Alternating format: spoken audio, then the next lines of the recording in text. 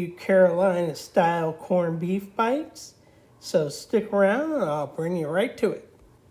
So I picked up this Snake River Farms American Wagyu corned beef round at Costco. And I think it weighs in around 5 pounds. We're gonna go ahead and get this washed off and seasoned up. Okay, we're all washed off and patted dry, and we're ready for the next step. Okay, I'm going to start off with a binder here. I like to use this horseradish mustard when doing corned beef, so we'll just go ahead and get a nice coating on here. And be as liberal as you want, or as sparse as you like. Just you don't have to use any kind of binder. Now we're going to use the pickling spice that came with the corned beef. And again, be as liberal or sparse as you like. And just get that all around here. And of course, don't forget the edges. We want our bark to be all around the corned beef here. And then last but not least, we're going to use some coarse ground black pepper. Give it a good coating of that as well. And we'll pat that in. And then for now, I think that's going to do it. Let's get the last little bit here on all the edges. And then off the refrigerator overnight. Okay, it's the next morning. We're going to take the beef out and let it sit while we set up the smoker. Today we're using the Ninja Woodfire Grill. If you guys have never seen this, it's quite a spiffy little grill here. We got it set to smoke, and we're going to set it for an initial 2 hours. And then, okay, so now it's starting.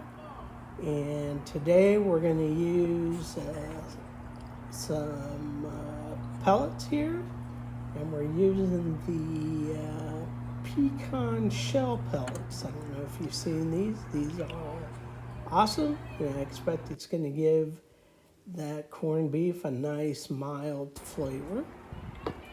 Okay, as you see, the smoke is starting to pour out here.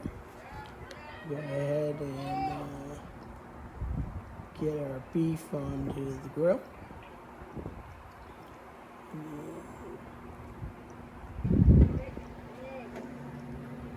Let's see here. Okay, so as you can see, the smoke's starting to wrap around the beef, and the cook is off, as they say.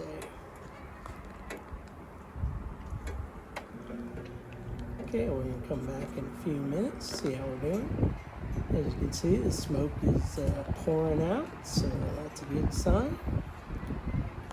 And let's take a look here. We got a few seconds left on our initial 2 hours. Let's see how we're looking. Look at that color. That's not bad. Let's see. Yeah, our crust is starting to form.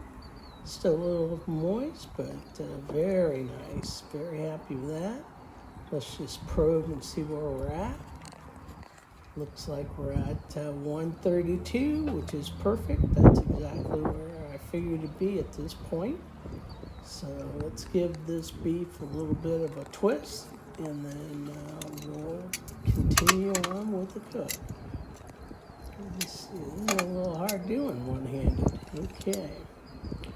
All right, so now we flipped it around there. And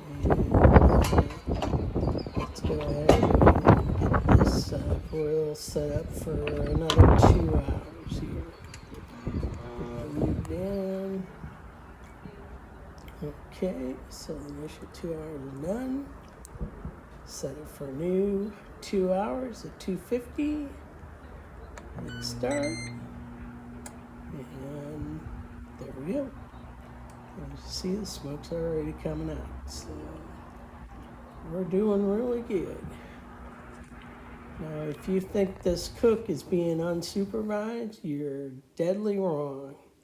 Meet our QA supervisor, Dottie. Okay, let's go ahead and check on our meat here and see where we're at. And we're at about 162, which is what we want. So let's go ahead and put it on the cutting board, let it rest while we mix up some braising sauce. As you can see here, we got some butter and brown sugar. Get that going here. Then we're going to add the key braising ingredient. Sure enough, you got your Guinness Stout. Go ahead and pour that in.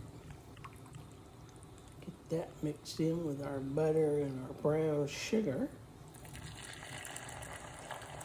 Let's see, how much do we want to... Okay, whole thing. We'll put the whole thing. Alright, let's get that all mixed in and heat it up. In the meantime, let's go back to the cutting board. See if we can't slice this beef up. Okay, oh, look at that. Now that's nice. I'll tell you right now, slice this up into nice deli slices. Get some Swiss cheese and some rye bread, and you got Sammy's. That'll be awesome. But that's not what we're doing today. So we're going to go ahead and chunk this up, throw it in our braising liquid, put it in the oven for about an hour, hour and a half. Pull it out, put some glaze on it, and put it back in the oven to let that glaze set. And today I used what I call the Sea Griller Carolina mustard sauce, which is a mustard forward sauce that pairs really well with corned beef. So let's take a look here. Okay, first off, fork tender. That's a good start. And let's see here, get a little bit. Take a look. Here we go. Yep, looking pretty good. So we'll go to the American Judge, aka Sea Griller, and take a taste. Let's see. Oh yeah, yeah, that's good. Yeah, very moist, very tender. I'm gonna have to go back in just to be sure. I want to give it a fair try. Yeah, that's real good.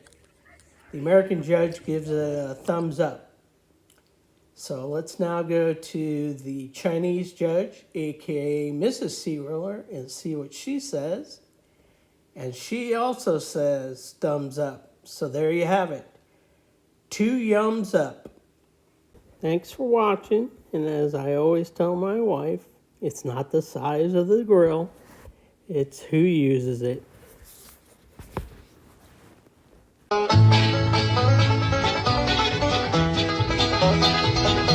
Y'all come back now, dear.